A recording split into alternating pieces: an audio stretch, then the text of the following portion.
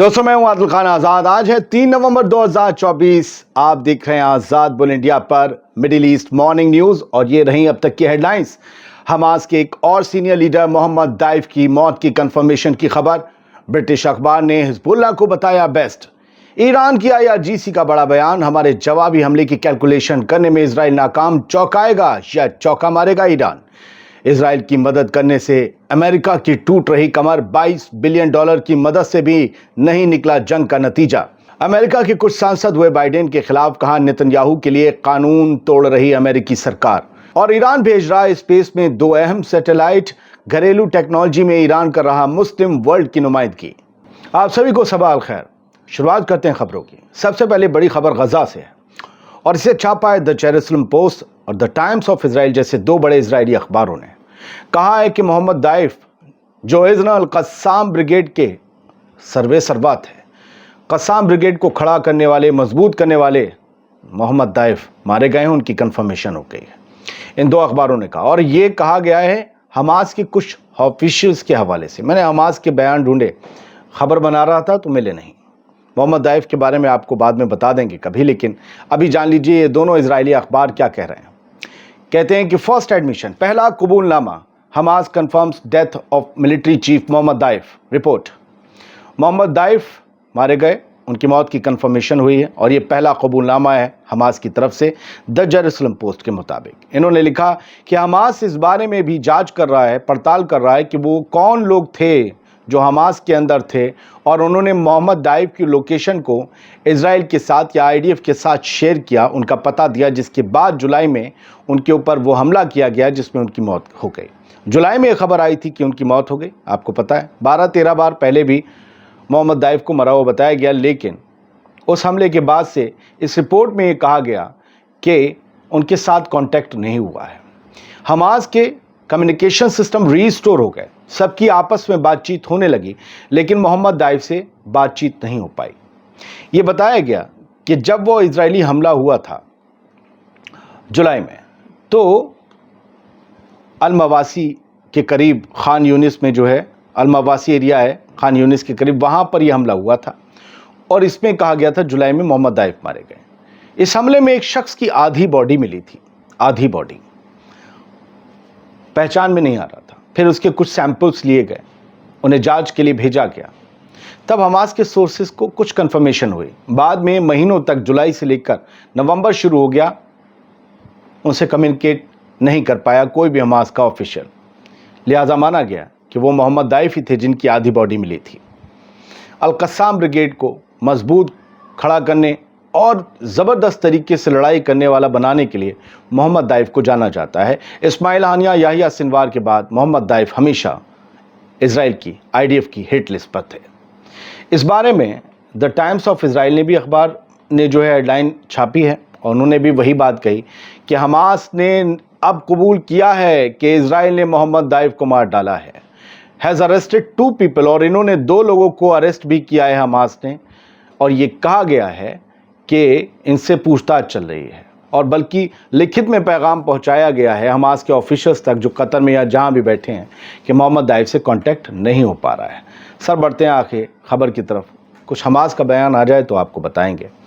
फिलहाल अगर ये खबर सही है तो हमास के लिए बड़ा झटका है इस्माइल हानिया और याहिया सिनवार के बाद। ब्रिटिश टाइम एक न्यूज़पेपर है, मैंने उसे देखा, उसमें सब्सक्रिप्शन कुछ डॉलर्स का लेना पड़ता है। आप चाहें तो एक झलक में आपको हेडलाइन दिख जाएगी, उसे क्लिक करिएगा। ब्रिटिश टाइम में ये लिखा है, जो करंट रिपोर्ट ने उनका एक बयान उठाया है, उसमें उन्होंने हिजबुल्लाह को बेस्ट ऑफ बेस्ट बताया है। अब वो बेस्ट ऑफ बेस्ट किस में है?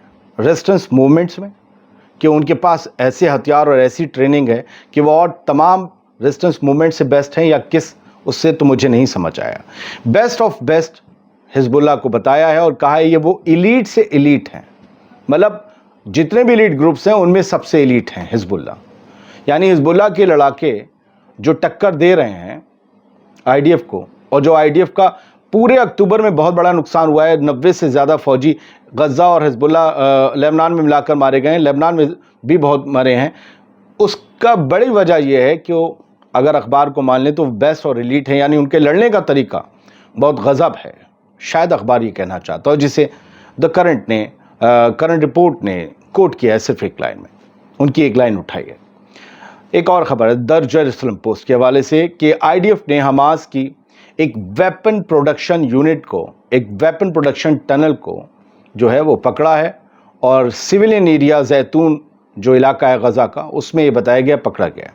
मैंने इसका वीडियो देखा है आईडीएफ के पोर्टल पर, आईडीएफ के एक्स हैंडल पर। उन्होंने दिखाया है कि अंदर ज़बरदस्त तरीके से हथियार बनाने का सुरंग के अंदर इंतज़ाम पूरा हमास की अल कसाम ब्रिगेड ने कर रखा था। बहुत ही मतलब अलग अलग किस्म के हथियार थे, रॉकेट, आरपीजीज, शेल्स, ये सब बनाने के वहाँ पर मौजूद थे। तो वो इन्होंने दावा किया है, और यहाँ इस दावे से जब ये लिखते हैं कि सिविलियन एरिया के करीब थी, तो यहाँ पर आईडीएफ ये कहने की कोशिश करती है या इजरायली मीडिया कि देखो आईडीएफ जब भी सिविलियन एरिया को टारगेट करती है, औरतें और बच्चे मारे जाते हैं, उसके पीछे वजह ये होती है कि हमास की वहाँ कोई हथियार वाली सुरंग होती है, हमास के लड़ाके होते हैं, हम तो उन्हें मार रहे हैं और ये लोग तो बेवजह साथ में मर जाते हैं। खैर, IRGC ईरान की रेवोल्यूशनरी गार्ड कॉर्प्स, उनकी तरफ से एक बड़ा बयान आया है, और ये उनके स्पोक्स पर्सन ने दिया है। इट मीन्स कि IRGC ने दिया है। IRGC ने कहा है कि इजरायली हुकूमत इस बात में बिल्कुल भी इनकैपेबल है, मतलब उसकी कुव्वत ही नहीं है कि वो ये कैलकुलेट कर पाए कि ईरान जब बदला लेगा तो उससे क्या तबाही मचेगी, वो किस कद का बदला होगा, किस लेवल का बदला होगा, किस लेवल का हमला होगा, हम क्या करने वाले हैं, उसका अंदाज़ा लगा पाना इजराइल के लिए मुश्किल है। और जब हम करेंगे तब भी इजराइल अंदाज़ा नहीं लगा पाएगा कि उसके साथ क्या हुआ। स्पोक्स पर्सन है IRGC के, इन्होंने इस बात को कहा है और कहा है कि हमारा बदला, हमारा जवाब डेफिनेटिव होगा, डिसाइसिव होगा, फैसला कुन होगा। ब्रिगेडियर जनरल अली मोहम्मद नाइनी इनका नाम है, ये स्पोक्स पर्सन है और डिप्टी हेड हैं PR डिपार्टमेंट के IRGC के। चलिए बढ़ते हैं आगे सर, जल्दी जल्दी आपको कुछ और खबरें बड़ी दे दें। US spending billions in tax dollar for ongoing Israeli Wars. Report कि US के सिटीजन्स का खून पसीने की गाड़ी कमाई के टैक्स का पैसा इजराइल से मोहब्बत में लुटा रहा है अमेरिका। अब तक $22 बिलियन की मिलिट्री मदद दी जा चुकी है। गोला बारूद, गोली बारूद, जेट या जेट के पुर्जे, बहुत कुछ, थार्ड सिस्टम, 100 इजरायली ट्रूप्स को वहाँ अपॉइंट कर देना, इन सब का भी जो खर्चा है वो इजराइल ही अमेरिका ही उठा रहा है। $22.76 बिलियन अब तक अमेरिका इजराइल पर खर्च कर चुका है। क्या 5 तारीख को जब अमेरिकी आवाम वोट करने जाएगी तो ये नहीं सोचेगी कि हमारे टैक्स का पैसा कहाँ फूका जा रहा है?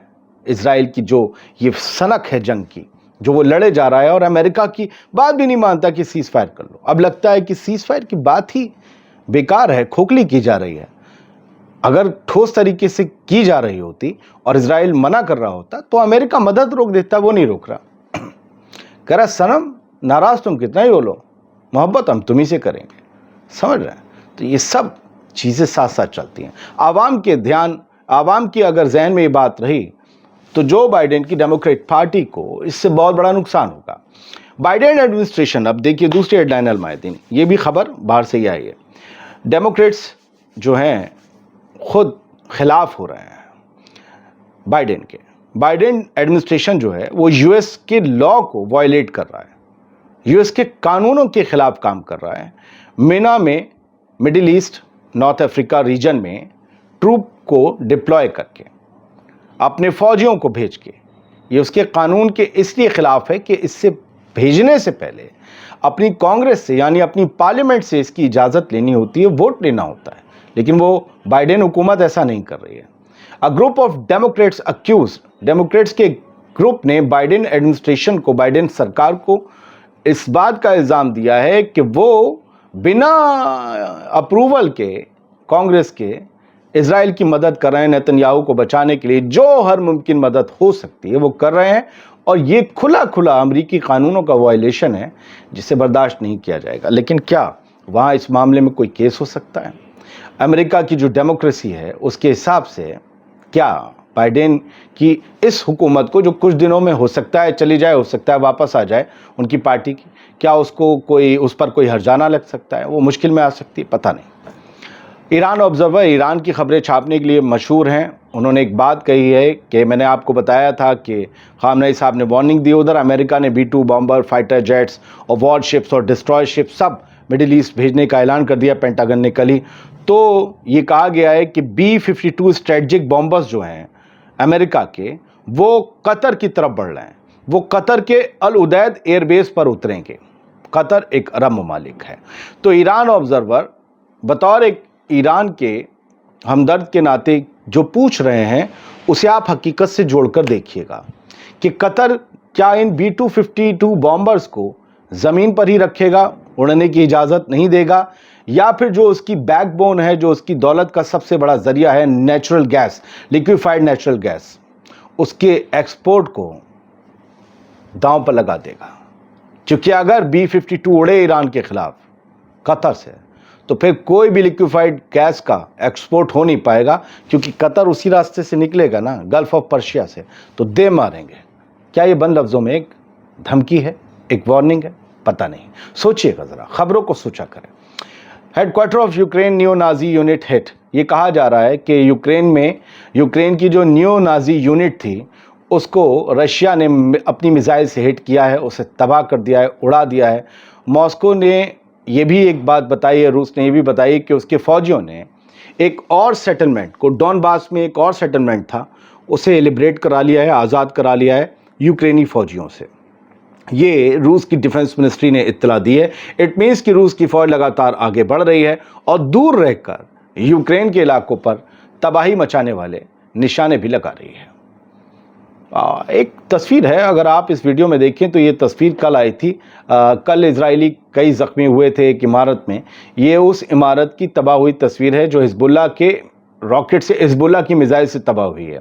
ऐसी जो इजरायली इमारत आपको दिख रही है अरब न्यूज़ के इस वीडियो में, ये तिरा में स्ट्राइक हुई थी कल, जिसके बारे में हमने आपको पहले भी खबर दी थी। तो आप देखेंगे ये जो खंडर सा दिख रहा है, आपको लगेगा कि गज़ा का है, लेकिन ये इजराइल का है। यानी कि अब हिजबुल्लाह ने बड़े हथियार इस्तेमाल करने शुरू कर दिए। मैंने कल रात आपको खबर दिखाई थी, एक वॉरशिप इजराइल का जिसपे मिस्र का भी झंडा लगा है, आप उसका फ़ोटो देख सकते हैं, झंडा है। और ये लोग स्वेज कैनाल में इस जहाज़ को देखकर मिस्र के लोग चौंक पड़े, वो चिल्लाने लगे। और अब जो है इसका क्या मतलब है, अभी तक ये सामने नहीं आ पाया है, क्योंकि इस बारे में मिस्र ने कुछ भी नहीं कहा है। लेबनान में अस्पतालों पर बड़ी आफत है, जहाँ जहाँ किलिंग जोन चल रही है, अल मायदीन कहता है, जहाँ जहाँ बड़े हमले कर रहा है इजराइल, वहाँ 19 लेबनीज अस्पताल जो हैं वो किल जोन में आते हैं। ये CNN की रिपोर्ट के बेस पे अल मायदीन ने कहा। और 24 अस्पताल ऐसे हैं जो 600 मीटर के रेडियस में हैं, उन जगहों पर जहां पर लगातार इजरायली हमले जारी हैं। 2 सैटेलाइट्स कौसर और हुदहुद उन्हीं की ज़ुबान है, तस्नीम न्यूज़ एजेंसी की खबर है, उनका प्रोनाउंसिएशन है, हुदहुद भी हो सकता है, हुदहुद लिखा है या हुदहुद लिखा है। कौसर और हुदहुद 2 सैटेलाइट्स हैं जो ईरान में ही बनी हैं, लोकली उन्हीं के साइंटिस्ट ने डेवलप किए हैं, और रूस से ये लॉन्च होने जा रही हैं। ये एक बड़ी बात है। और ये उनके फ़ोटो हैं जो दिखाया जा रहा है, ये सब ईरानी साइंटिस्ट हैं। उस दौर में जब तमाम मुस्लिम ममालिक कहीं गुमराही के दौर में हैं, वहाँ ईरान टेक्नोलॉजी में भी आगे चल रहा है, और एक तरीके से देखा जाए तो वो मुस्लिम वर्ल्ड की नुमाइंदगी कर रहा है। 5 नवंबर को ये स्पेस में लॉन्च होगी। रूस भेजी गई हैं अभी, और रूस से जो है अब रूस पहुंचने के बाद जो है वहाँ पर रूसी जो स्पेसक्राफ्ट हैं और जो उनके रॉकेट्स हैं, उनके ज़रिए ये खला में जाकर स्थापित हो जाएंगी। आखिरी खबर है सर कि मेदवेदेव जो हैं उन्होंने वार्निंग दी है रूस की तरफ से कि अमेरिका और वेस्ट की जो इकनॉमी पे रूल करने की जो आदत है, या जो उनकी बपौती है, जो पूरा उन्होंने ट्रांजैक्शन सिस्टम बना रखा है, वो बहुत जल्दी कोलैप्स होने वाला है, वो तबाह होने वाला है। और वेस्ट की जो बपौती है दुनिया पर, वो तबाह होने वाली है, ख़त्म होने वाली है। तो आप सब जानते हैं कि दिमित्री मेदवेदेव रशियन प्रेसिडेंट रहे हैं, साबिक हैं, और इस वक्त भी वो सरकार में कई अहम काम देखते हैं, लिहाजा उनकी बात जो है वो आसानी से नकारी नहीं जा सकती। मॉर्निंग न्यूज़ में बस इतना ही। दोपहर फिर मिलेंगे दुनिया भर की कुछ बड़ी हेडलाइंस के साथ। और हाँ, मेरा कोई भाई नहीं है, कोई रिश्तेदार नहीं है जो YouTube पर हो, इसलिए बहुत से लोग सवाल पूछ रहे थे कि किसी चैनल में आपका भाई आपकी तरह कोई थंबनेल लगा, कोई नहीं। आप उन्हें सुने और देखें, वो कहीं से भी मेरे भाई नहीं लगेंगे। मेरे भाई मेरी तरह दिखते हैं, मेरी तरह सुनाई देते हैं। जो कर रहा है उन्हें मुबारक। आपको यहाँ ओरिजिनल कंटेंट फैक्ट के साथ मिलता रहेगा। बहुत शुक्रिया, सलामत रहिए, खुश रहिए।